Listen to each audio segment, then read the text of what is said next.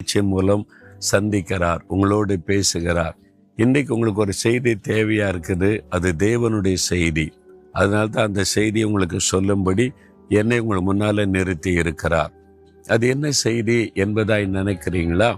வேத புஸ்தகத்துல 145 சங்கீதம் 8வது வசனம், கர்த்தர் இரக்கமும் மன உருக்கமும் நீடிய சாந்தமும் மிகுந்த கிருபையும் உள்ளவர். இது யாரை பற்றின செய்தி? நம்முடைய ஆண்டவரை பற்றின செய்தி, கர்த்தரை பற்றின செய்தி. நாம் ஆண்டவரை அறிய அறிய அறியத்தான் அவருடைய ஆசீர்வாதத்தை சுதந்திரித்து கொள்ள முடியும். புரியுதா உங்களுக்கு? அவர் எப்படிப்பட்டவர் என்று கர்த்தரை அறியணும். கர்த்தரை அறிகிற அறிவே ஞானத்தின் ஆரம்பம்.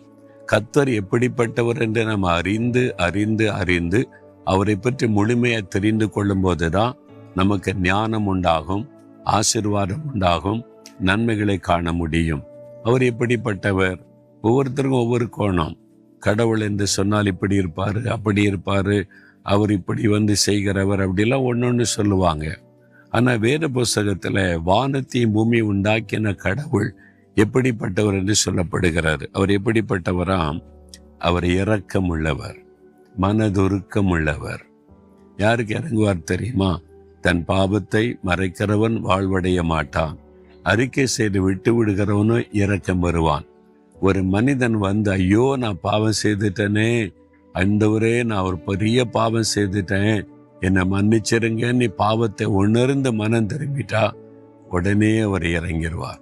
அதெல்லாம் மன்னிக்கலாம் முடியாது, உனக்கு தண்டனை தான், நீ பண்ண அநியாயத்துக்கு உன் இதில் போடணும் அதில் போடணும், அப்படிதான். அப்படி சொல்ல மாட்டார். சரி மகனே நான் மன்னிச்சிடுறேன், சரி மகளே நான் மன்னிச்சிடுறேன். அவ்வளவு இரக்கம் உள்ளவர் அவர்.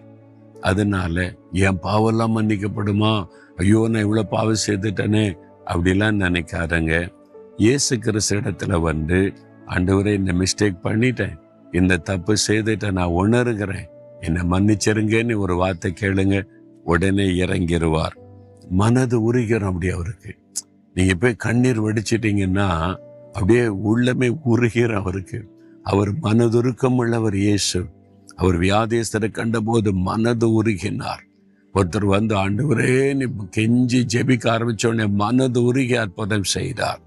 அதுதான் ஆண்டவருடைய சுபாவம். அவர் இரக்கம் உள்ளவர், மனதுருக்கம் உள்ளவர். தைரியமா அவர் இடத்துல போகலாம். ஐயோ என்னை தண்டிச்சிருவாரோ, புறம்பே தள்ளிடுவாரோ அப்படிலாம் நினைக்க தேவையில்லை.